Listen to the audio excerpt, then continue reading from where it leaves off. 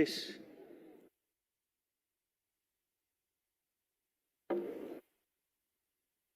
Si bien, digamos, vengo en carácter de presidente, dado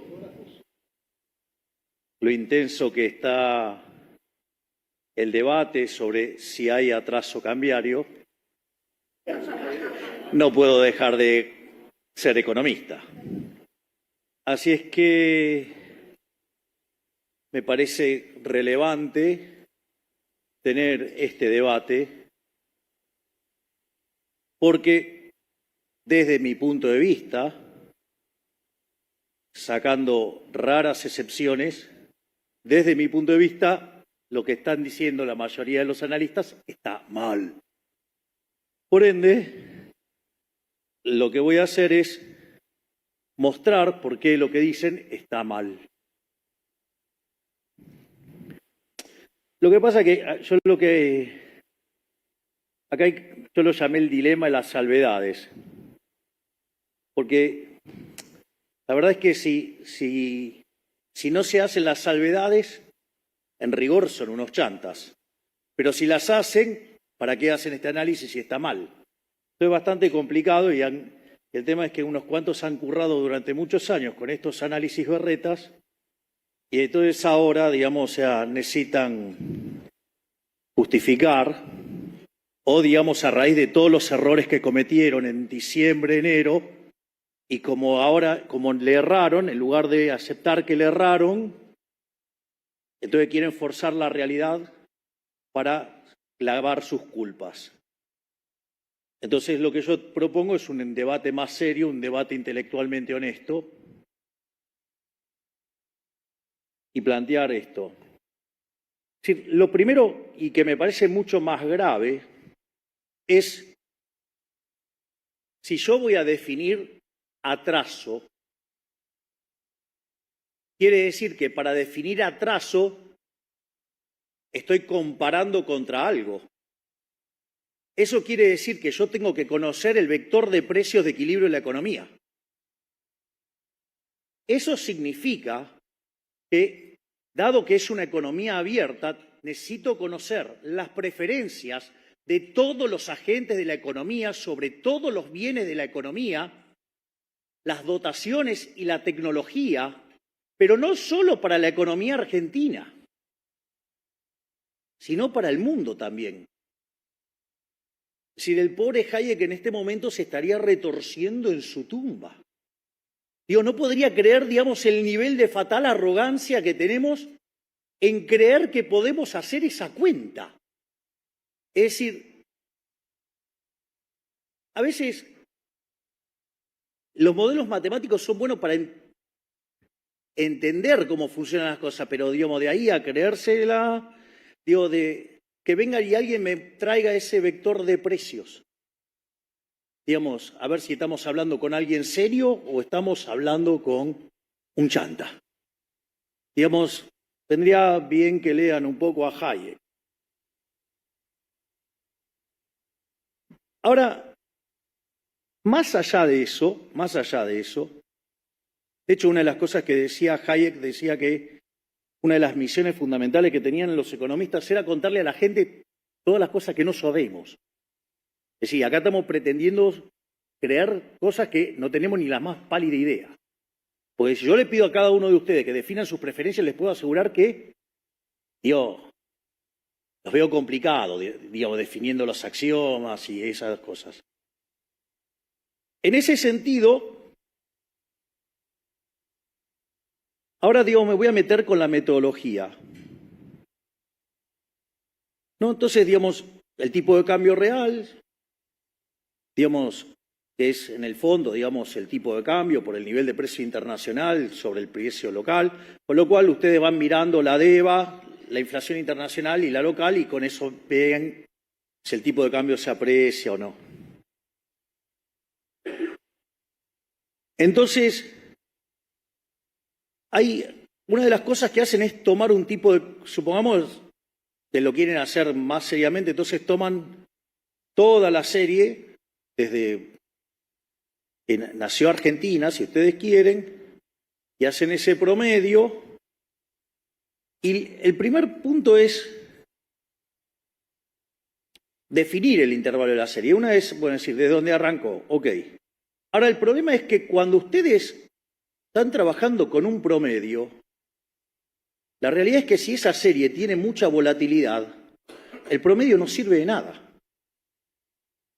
Y si hay algo que caracteriza a Argentina es que justamente tiene mucha volatilidad. Y no es lo mismo el tipo de cambio real en los momentos de las crisis, donde digamos, o sea, la moneda se deprecia muy fuertemente, o en los momentos donde hay confianza, donde se aprecia muy fuertemente. Y Argentina tiene todas esas características de volatilidad. Por lo tanto, tomar una medida promedio con ese nivel de volatilidad en la variable, no sé, digamos, implica un calificativo poco elegante. Ahora, otros, digamos, es más, en otros casos además cortan la serie. Entonces la pregunta es, ¿por qué la cortás a partir de este año y no a partir del otro? O algunos lo hacen de otra manera, directamente consideran, ¿sí?, que en algún momento el tipo de cambio real estaba en equilibrio y supongamos que, digamos, ya vino el uno, le dijo, es este, y entonces, digamos, lo tomaron. Digamos, o sea, son como una suerte de los Moisés de la economía, digamos, si le dio la info, le dijo, es este. Entonces, supongamos que le pasó alguna vez y después soy yo. Bueno. Ahora, supongamos que efectivamente le da ese número y saben ese número por algún misterio divino. Ustedes se dan cuenta que si toman ese tipo de cambio de referencia de ese momento, implica que ustedes hacia adelante están extrapolando las mismas condiciones de oferta y de demanda de cada uno de los bienes de la economía. Y yo les hago una pregunta. Si yo les diera el mejor teléfono celular de hace 10 años, ¿qué harían hoy con ese celular? No lo usan ni siquiera para desecho. ¿Se imaginan los primeros que eran como unos ladrillos? ¿Se acuerdan? Digamos, esos ladrillos. O sea, se dan cuenta que esa extrapolación no tiene ningún sentido. Es decir, cambió la población, cambiaron las preferencias, cambiaron los bienes, cambió la tecnología, con lo cual es una extrapolación absolutamente idiota.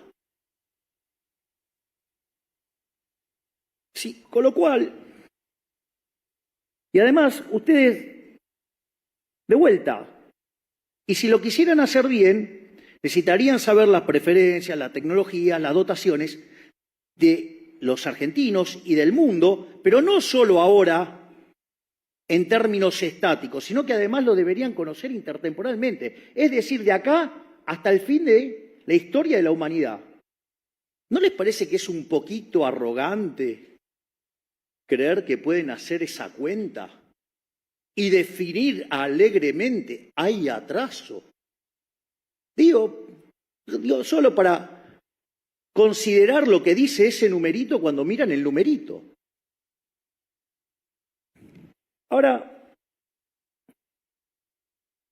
¿eso quiere decir que como economistas no podemos decir nada? No quiere que no podemos decir nada.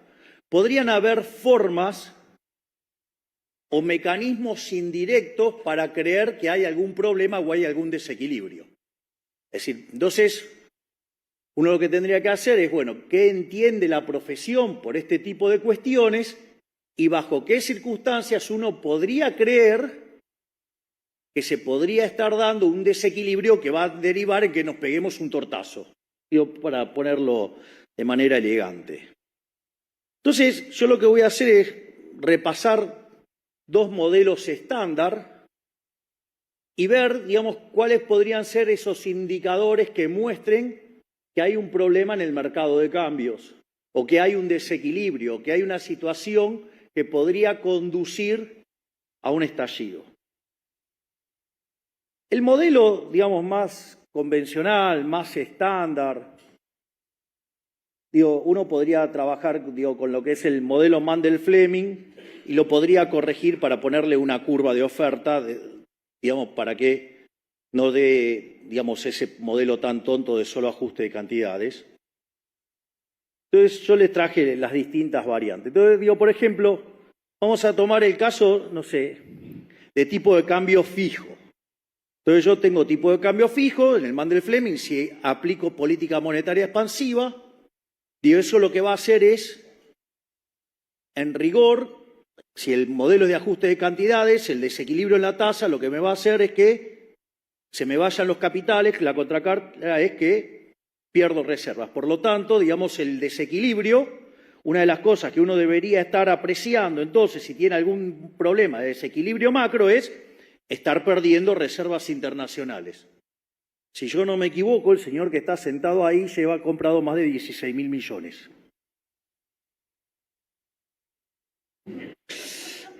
Parece que por ahí no va. Entonces, bueno, ahora vamos a suponer el caso de que ahora hacemos política monetaria activa, pero hay curva de oferta, digamos, vertical. Entonces, no solo que baja la tasa de interés y eso me genera salida de capitales, sino que además me hace subir los precios y en esa suba de los precios además se me aprecia el tipo de cambio, se me deteriora la balanza comercial, con lo cual no solo que tengo pérdida de reservas, sino que además tengo deterioro de la balanza comercial y de la cuenta corriente. Y con los precios en tendencia alcista. Digo, no está pasando porque, digamos, estamos acumulando reservas y los precios vienen en sendero decreciente. O sea, la tasa de inflación se viene cayendo y, digamos, ninguna de estas cosas se manifiestan en pérdidas de reservas. No solo eso, sino, digo, vean la deshonestidad intelectual de los que quieren que vaya mal porque le pifiaron. Si los pifiadores seriales, de vuelta. Miren, hay un analista político de Estados Unidos que cuando analizó la llegada al poder de nuestro espacio, seguramente muy influenciado por las cosas que se decían acá, como el dólar a 7.000, a 10.000, ¿no? Y todas esas cosas que decían, tenía una visión muy negativa. Y el hombre dice, miren, la verdad que me equivoqué. Y justamente no es alguien, digamos, un liberal libertario. Pero bueno, acá parece que, digamos, no es fácil reconocer, digamos, que se equivocaron. Y es más fácil, digamos, criticar hasta que se parezca, digamos, a la cosa que predijeron. Digo, les pongo como ejemplo esos que hablaban, por ejemplo, de que la tasa de interés real tenía que ser positiva y las cantidades de cosas que le han dicho a Toto y a Santiago por eso, y que si le hubiéramos hecho caso, hoy la relación de pasivos remunerados sobre base monetaria estaría en 8 o 9 veces y hoy estaríamos hablando del carry trade, de la hiper y de todos los problemas y, digamos, de cómo tendríamos que estar arreglando esto, digamos, expropiando. Así estamos. Vayan y busquen los reportes de eso que hablaban de las tasas de interés real positivas. Entonces, ese escenario tampoco está ocurriendo.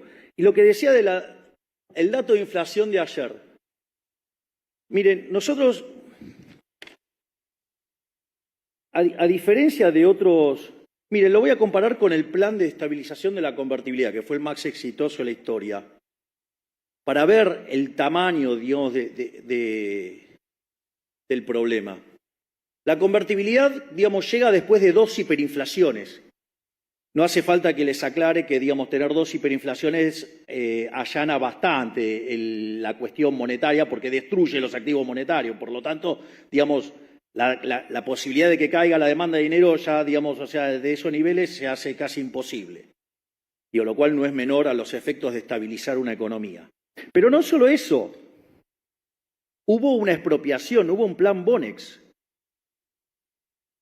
Eso no es un tipo. Además, se ancló por la fuerza, fijando el tipo de cambio. ¿Sí? Y no solo eso, sino que además hubo una suerte de acuerdo de precios. Entonces, nosotros enfrentábamos una crisis que tenía el desequilibrio monetario de la previa del Rodrigazo, un balance quebrado como el del Banco Central de Alfonsín. Dicho sea de paso, hace poco, el Banco Central mostró el desastre que generó el kirchnerismo en su último mandato, patinándose 45.000 millones de dólares, dejando quebrado al Banco Central, donde hay una reconstitución del patrimonio de más de 25.000 millones de dólares. Un aplauso para el señor Santiago Bausili, por favor.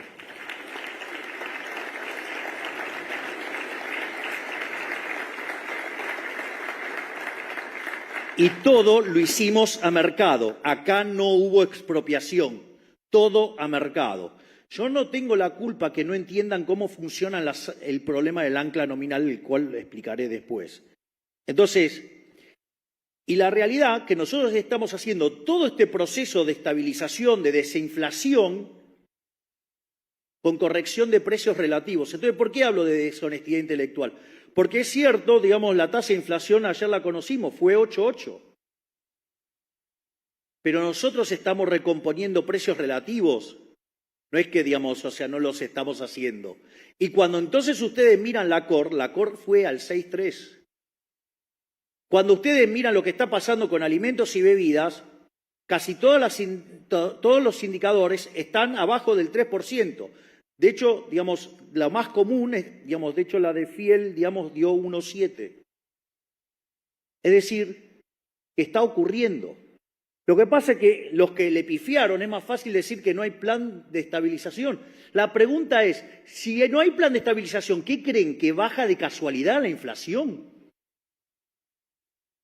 Es verdaderamente insultante, para alguien que piense 2 minutos las cosas que están diciendo. Como verán, hoy vine un poquito más sangriento que lo de costumbre. Igual tengo más, aviso. Después, otro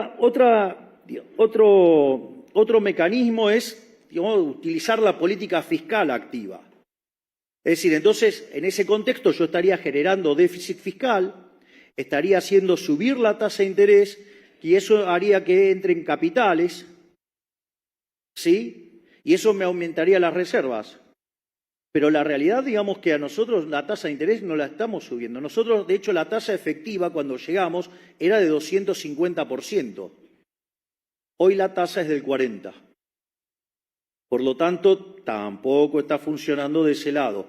Y si yo pongo el efecto de suba de precios que me causaría este movimiento fiscal, una de las cosas que yo tendría es que se me tendría que estar deteriorando fuertemente la balanza comercial, la cuenta corriente, y eso tendría que estar compensado, con lo que tiene que ver con la cuenta capital, y por lo tanto las reservas casi no se estarían moviendo, pero la contraparte de esto es que tendría un deterioro de las cuentas públicas y una suba del riesgo país.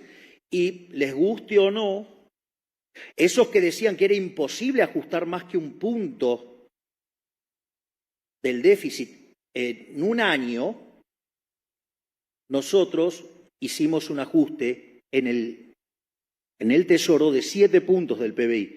Obvio, sí, en el medio de la crisis que agarramos, obvio no, y sobrereaccionamos un poquito, sí, obvio. Pero, eso hizo que alcanzáramos el equilibrio fiscal en el primer mes de gestión. Con lo cual, imagínense, ahora podemos empezar a relajar y devolver. ¿Por qué? Porque ya, sobrereaccionamos el equilibrio fiscal. Pero habían dicho que hacer un ajuste de 1 punto era imposible. Y nosotros ajustamos 7. Y en el Banco Central, que nadie contestaba, sobre cómo se corregía, ya bajamos de los 10 puntos del déficit, bajamos 7. Y con la nueva baja de tasa vamos a 8 de reducción. Por lo tanto, como verán, estamos haciendo un ajuste de 15 puntos del PBI. ¿Imposible? Nada. Lo estamos haciendo nosotros.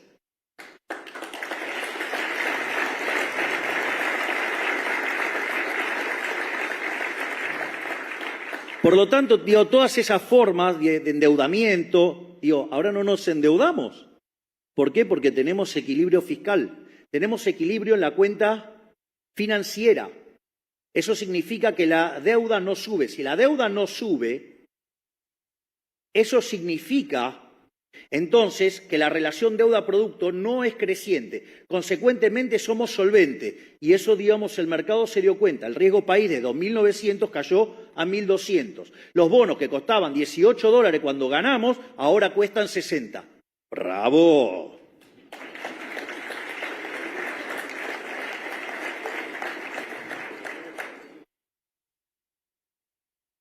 Ni que hablar que, digamos, si ustedes tienen un esquema de tipo de cambio fijo y quisieran hacer política monetaria activa y se le empiezan a subir los precios y se deterioran las condiciones externas, una de las consecuencias es que pongan controles de capitales. Entonces tendrían que ver una brecha creciente. Hola, brecha, ¿dónde estabas? Porque no te vemos. ¿No? Porque, digamos, o sea, la brecha cuando corrigen por impuesto país es 0. Por lo tanto, tampoco se ve desde ese lado, digamos, el problema. Obviamente que si ustedes, digamos, tuvieran tipo de cambio flexible, obviamente que eso, digamos, se corregiría, digamos, rápidamente sobre el tipo de cambio. Sí podrían poner un reparo en el caso de la política fiscal, porque básicamente ustedes estarían teniendo presión sobre los precios, se le deterioraría la balanza comercial y el día que se quedan sin financiamiento, ahí aparecería el problema. Pero de vuelta siempre está, digamos, pivoteando, digamos, lo que pasa con el riesgo país y si consiguen o no el financiamiento para hacerlo. Pero, digamos, ese podría ser un caso que, digamos, pero tampoco, no hay déficit fiscal, el riesgo país está cayendo y no estamos perdiendo reservas ni estamos necesitando el financiamiento de nadie. Ahora, yo, digamos,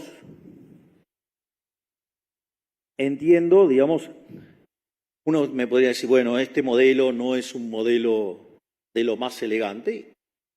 Entonces voy a usar otro modelo, un poquito más divertido. Lo más divertido que el modelo que es más divertido los va a dejar más en ridículo a los ridículos. Esa es la parte más divertida de esto. Porque es tan obvio lo que voy a contar que la verdad que la próxima vez que les venga un economista y le diga que hay atraso cambiario se le va a tener que caer la cara de vergüenza. O por lo menos, si no escucho esta charla, a ustedes se le van a matar de la risa en la cara y sabe que le está robando la plata. Una forma, digamos, de ver el problema de si el tipo de cambio está atrasado o no, es hacer un modelo con transables y no transables. Entonces, el tipo de cambio real, si ustedes quieren, viene dado por el precio de los transables sobre el precio de los no transables.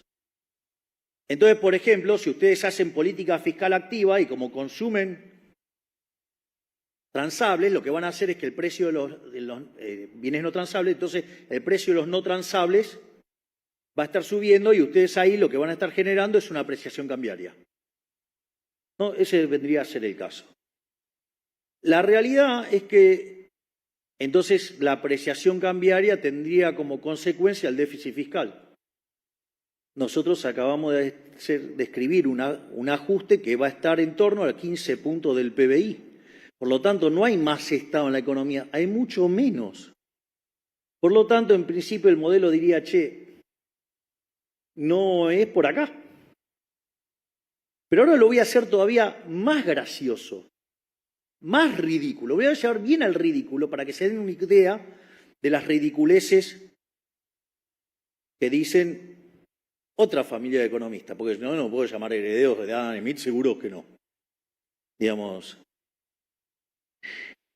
Ahora voy a hacer más fácil. Supongamos que por algún motivo, no sé, viene un torpedo y revienta la mitad del sector no transable de la economía.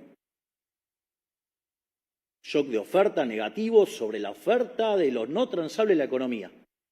La respuesta natural, ¿cuál sería? Que el precio de los no transables suban o no. Según los cuadrados estos fanáticos de la devaluación, les diría que esto se corrige con una devaluación. Esto es una estupidez del tamaño de una casa. Acabo de reventar la productividad del sector no transable. Si yo agarro y devalúo para corregir eso, lo que no va a pasar nunca es que tenga la asignación de recursos que me está marcando los precios. Los precios me están diciendo que los no transables están subiendo y tengo que mandar recursos a ese sector. Pero son tan fatalmente arrogantes que quieren tocar el tipo de cambio cuando no se dan cuenta que el problema no está en el tipo de cambio. El problema no está en el tipo de cambio, está en el que sufrí un shock de productividad. Se llama 20 años de populismo. Y si ustedes quieren tomarlo mejor, se llama 100 años de populismo.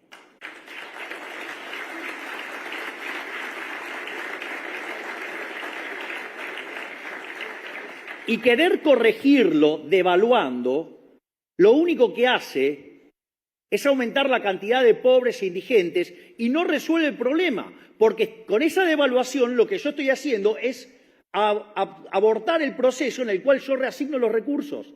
Es decir, yo, digamos, cuando yo limpio todo el sistema, sí, va a estar cara Argentina en dólares, pero no se corrige devaluando, se corrige vía reformas estructurales en el sector no transable, digamos, vendría a ser la regla.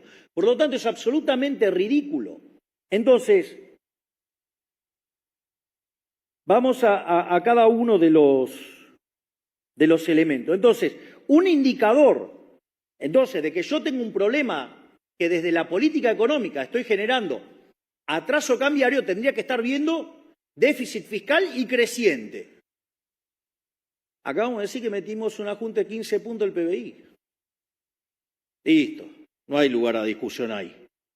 La otra es, estoy llevando, digamos, una política monetaria activa. Entonces llevo una política monetaria activa, y estoy generando estos desequilibrios. La realidad es que la cantidad de dinero en términos reales se está desplomando. Si ustedes toman los indicadores, esto lo vamos a discutir un poquito más adelante, sobre cómo es la salida de todo esto. Por lo tanto, digamos, si yo veo cómo están cayendo los activos monetarios de la economía en términos reales, está claro que no estamos haciendo política monetaria expansiva. Y de hecho, estamos haciendo un laburo enorme para frenar todos los grifos de emisión. Digamos, hemos frenado el grifo fiscal. De hecho, la política fiscal hoy es un mecanismo de contracción de dinero. Parece una joda, pero esto es Argentina ahora bajo el gobierno de La Libertad Avanza. Pero no solo eso. La otra es, si yo hago política monetaria activa y tengo cepo, entonces tendría que tener brecha. Yo les recuerdo, digo, que cuando nosotros llegamos, o sea, la brecha era del 200%. Digo, había una relación 3-1. Es decir, y hay caraduras liberticidas que durante toda su vida vivieron hablando de que había que ponerle arena en las ruedas, ¿no? O sea, y ahora vienen a hablar de el cepo. Digo, o aquellos que uno le hace el planteo y dice, no, pero es cepo. Y son los mismos que decían que una brecha del 60% estaba bien y se podía convivir con eso. Y hay cada caradura dando vuelta que... Yo digo, no se deben leer las cosas que escribieron antes. Por eso hay, digamos, algo muy divertido que anda dando vuelta en Twitter, que es cuando les hacen accountability y empiezan a mandar los informes que escribieron en diciembre, enero. Es un plato. Y es lo mismo que hablan del tipo de cambio atrasado, son los que dijeron que estábamos locos porque lo llevamos a un equivalente de 800 y la corrección por puesto país y estaba cerca de 1000 y que dijeron que era un disparate hacer eso, son los mismos que decían que había que ponerlo en 600 y tenían una hipótesis de inflación más alta que la que tenemos en la vida real y ahora hablan de atraso cambiario. No cierra el modelo. Digo, no sé, o hacen matemática borrosa. El otro caso es el tema de las reservas internacionales. De vuelta, digamos, si tuviéramos un problema de atraso, digamos, o sea, tendríamos una sistemática caída de las reservas y no paramos de comprar. Y después el tema de los precios, ¿no? Digamos, donde claramente se ve el sendero decreciente de la inflación. Esto es interesante porque nosotros cuando llegamos, la primera semana de diciembre los precios corrían al 1 diario, que era el equivalente al 3.700% anual. En la segunda semana se aceleró a un poco más y eso anualizado daba 7.500. Y si ustedes se fijan, digamos, puede ser que mayorista sea publicado después que el IPC, pero en realidad es un indicador que se les adelanta el IPC. Y dio 54%, eso anualizado da 17.000.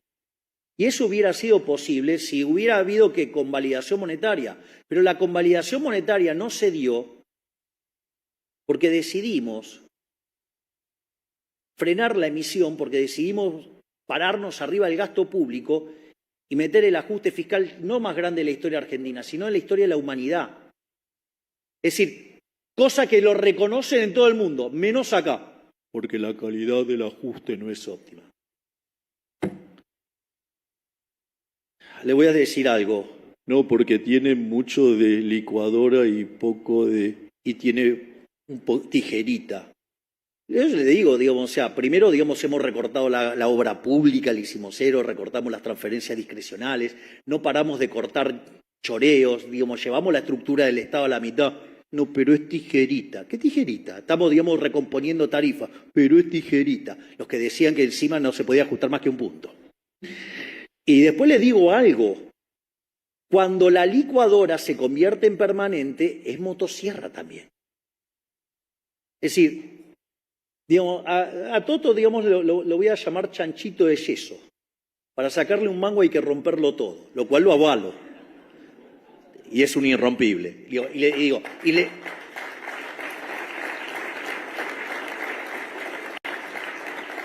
Y les voy a decir algo más. Si alguien lo quiere romper antes, me va a tener que romper a mí, porque yo no voy a entregar el resultado fiscal.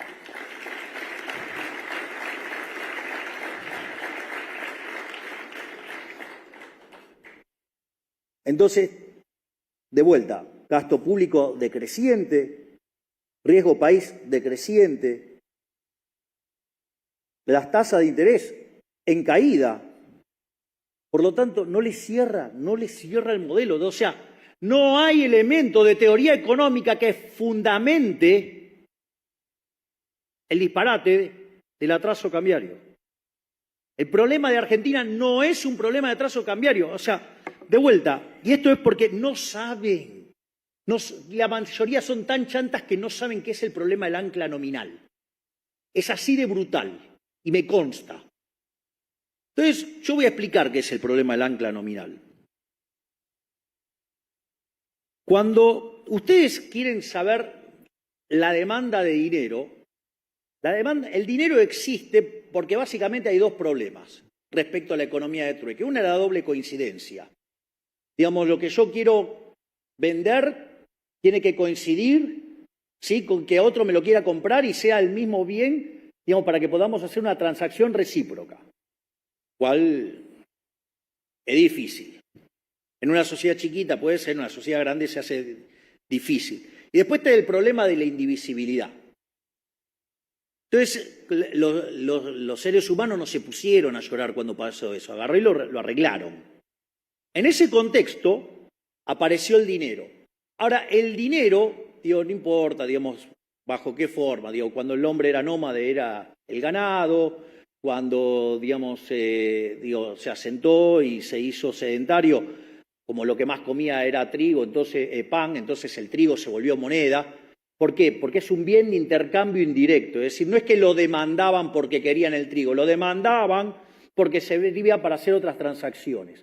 Si ustedes entienden esto, entonces la demanda de dinero en realidad es una forma de financiar el sendero intertemporal de consumo.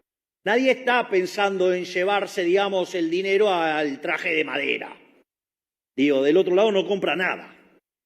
Entonces lo compra acá. Entonces, ¿para qué me lo voy a llevar del otro lado? Es un error de cálculo. O sea, de hecho, la herencia es un error de cálculo. Pero dicho eso, ahora, profe, No te envidio. El profe Esper que acaba de llegar del Congreso. En ese contexto, entonces, la demanda de dinero es una forma de financiar el sendero intertemporal de consumo. Pero el consumo depende de ¿qué? De los parámetros profundos, diría Robert Lucas Jr., que en paz descanse. Es decir, en el fondo, de las preferencias, de las dotaciones y de la tecnología. Y como esos parámetros están dados en condiciones normales de presión y temperatura, digamos, la demanda de dinero es una cuestión granítica. Y eso tiene que ser igual a los saldos reales, es decir, la cantidad de dinero dividido el nivel de precios. Entonces, ¿qué es el ancla nominal? Que yo fijo la cantidad de dinero, ¿para qué? Para que quede determinado el nivel de precios. De ahí la naturaleza monetaria de la inflación, que si yo emito, los precios suben. Y es eso el problema del ancla nominal, que la demanda de dinero está determinada por los individuos. Y al estar determinada por los individuos, no la puede, digamos, o sea, el Banco Central lo único que puede hacer es daño, no puede, digamos, hacer bien. ¿Por qué? Porque básicamente, digamos, eso es un parámetro que está ahí. Y si ustedes empiezan a joder con la tasa de inflación y generar inflación y todo eso, digo, la demanda de dinero se empieza a mover, obvio, claro. Y ahí aparecen otros problemas. Pero básicamente ustedes fijan la cantidad de dinero, ¿para qué? Para que les quede determinado el nivel de precio. Entonces, cuando ustedes anclaron la cantidad de dinero, van a anclar el nivel de precio. A ver si se enteran. Nosotros, con el resultado fiscal, ¿sí? Lo que estamos haciendo es anclar ¿qué cosa? La cantidad de dinero. ¿Y por qué todavía no abrimos el cepo? Porque tenemos mecanismos de emisión endógena, como ya sea los pases, como sea también los puts. El día que terminemos con los pases remunerados, digo que con las sucesivas bajas de tasa lo estamos eliminando. Una vez que también terminemos, digamos, con el problema de los puts, una de las cosas que va a pasar es que la cantidad de dinero va a quedar fija y ahí se van a encontrar con el ancla nominal. Es decir, no es siempre, digamos, el tipo de cambio. Digo, no se puede ser tan cuadrado que creer que hay una sola forma de anclar la economía. Es claro que si yo fijo el tipo de cambio, dado los precios internacionales, me quedan determinados los precios locales y dada la demanda de dinero, endógenamente se determina la cantidad de dinero. Pero digo, no es la única forma de anclar. ¿Cómo digo, me voy a estar anclando el tipo de cambio si me dejaron 12.000 millones de dólares de reservas negativas?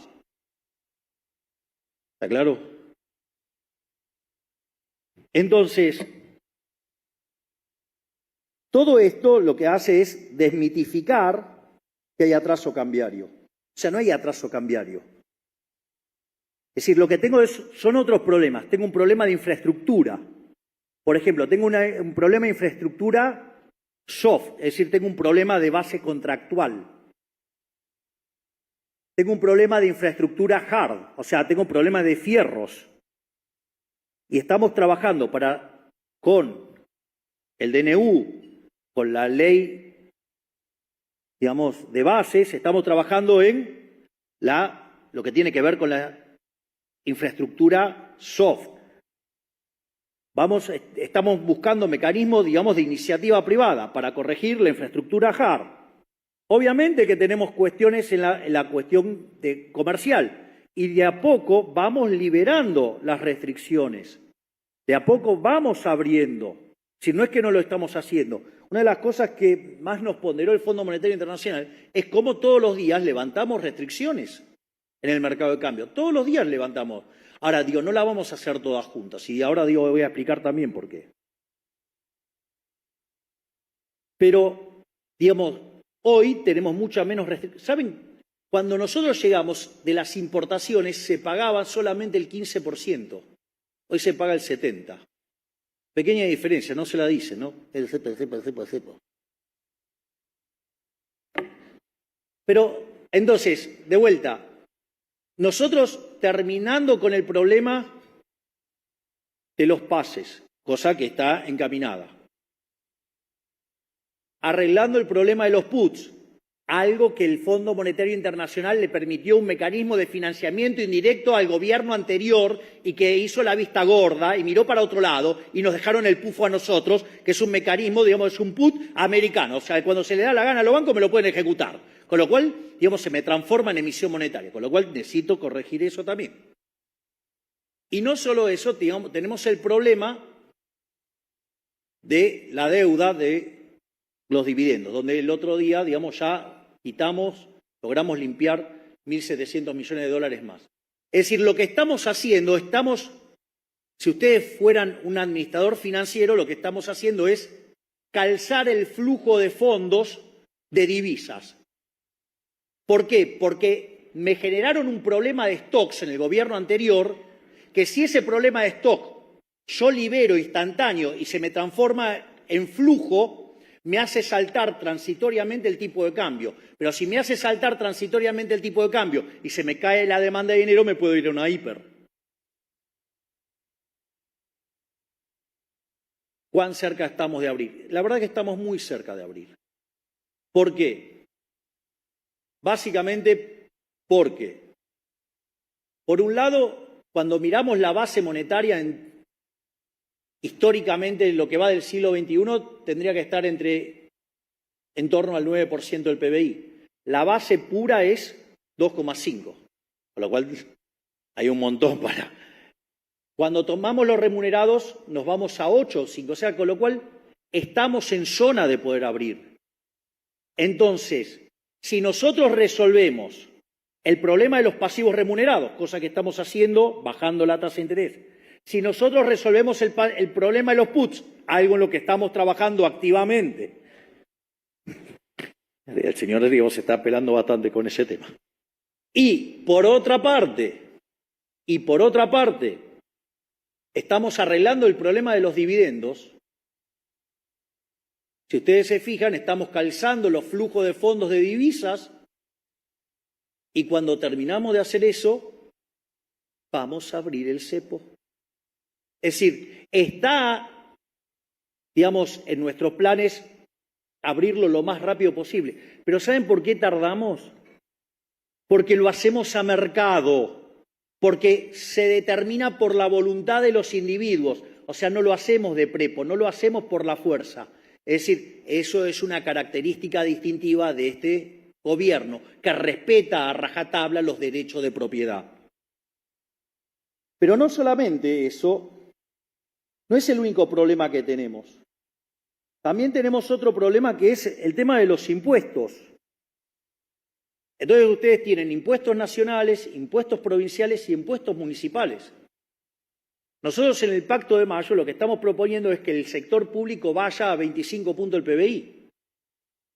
Todo, el consolidado. Con lo cual,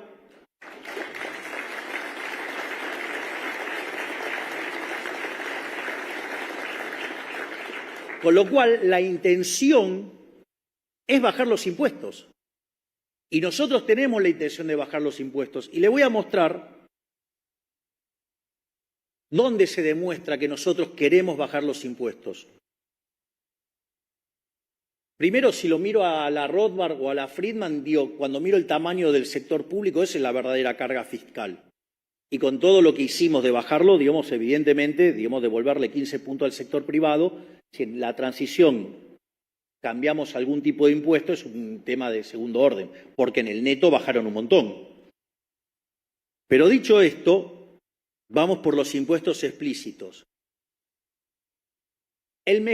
Digamos, ¿cómo sería la dinámica? La dinámica sería primero eliminar el impuesto país, después las retenciones y después el impuesto a los débitos y créditos bancarios, por ejemplo. ¿Dónde ustedes pueden ver dónde está nuestra voluntad de querer bajar los impuestos? Que nunca los quisimos coparticipar. Porque si los coparticipamos no los bajamos nunca más. Entonces la mejor muestra de que los queremos bajar es que no los coparticipamos.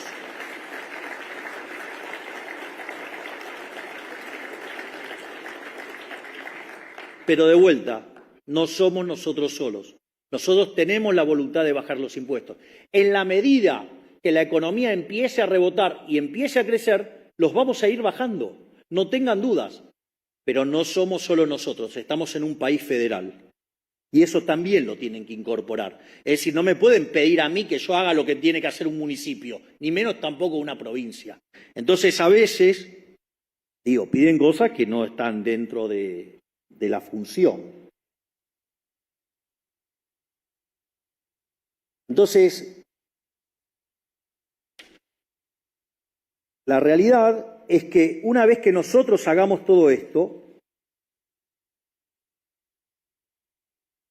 si ustedes se fijan, lo que va a ocurrir es que si terminamos de limpiar el tema de los pasivos remunerados, si terminamos con los puts y además terminamos de limpiar los dividendos, lo que va a pasar es que a partir de ahí nosotros frenamos todos los grifos de emisión monetaria. Es decir, no se emite por fisco porque tenemos superávit fiscal, no se emite por sector financiero porque no tenemos estos mecanismos de emisión endógena y no se va a emitir por sector externo, es decir, vamos a ir a un tipo de cambio flexible. Esto no es menor, porque el ancla en pesos, ¿cuál va a ser? Va a ser justamente la cantidad de dinero, la cual no se va a mover. Es más, nosotros vamos a mandar una ley de emisión cero para que cuando se emita dinero vaya preso el presidente del Banco Central, el directorio del Banco Central, el ministro de Economía, el presidente de la Nación y todos los diputados y senadores que aprueben una porquería de esas características. Y al mismo tiempo vamos a lanzar una competencia de moneda. Entonces, cuando la economía se empiece a expandir, digo, ahora van a llorar más lo del atraso cambiario, ahora se van a poner a llorar, digamos, o sea, van a tener que sentir vergüenza. Lo otro que vamos a hacer es que vamos a alargar la competencia de monedas. Por lo tanto, en la medida que la economía se expanda, es decir, y el sendero de consumo se haga más grande, digamos, o sea, en monto de consumo, asumiendo el mismo tiempo, porque ya dijimos, no sabemos el tiempo, por eso dijimos que la herencia es un problema de cálculo. Entonces, eso lo que va a hacer es incrementar la demanda de dinero. Pero nosotros no estamos poniendo pesos en la economía. Entonces, ¿cuál es la consecuencia? Que la economía se va a empezar a monetizar endógenamente por los propios individuos, poniendo, si ustedes quieren, más dólares adentro de la economía o la moneda que a ustedes se les dé la gana. Por lo tanto, digamos, o sea, vamos a ir a un régimen donde el peso va a quedar fijo y ustedes van a elegir la moneda que ustedes quieran. Todas las monedas van a competir contra el peso. Digo, ¿le gusta el tipo de cambio de la canasta de moneda? Bueno, en lugar que lo determine un burócrata, los ponderados, los va a determinar ustedes mismos con sus decisiones. Es decir, se acabó el problema de la apreciación cambiaria. Eso sí, el peso va a estar como una roca, porque no se mueve. Pero ustedes van a poder elegir en qué moneda van a hacer las transacciones. Y que en la medida que la economía se expanda, la cantidad de pesos relativamente va a ser más chica. Y cuando ustedes se den cuenta, va a ser tan chica la cantidad de pesos, digamos que puedo dolarizar o la economía o cualquier esquema monetario de eso y eliminar el Banco Central, y se terminó la posibilidad de que cualquier político ladrón de este país los vuelva a robar con el impuesto de dinero.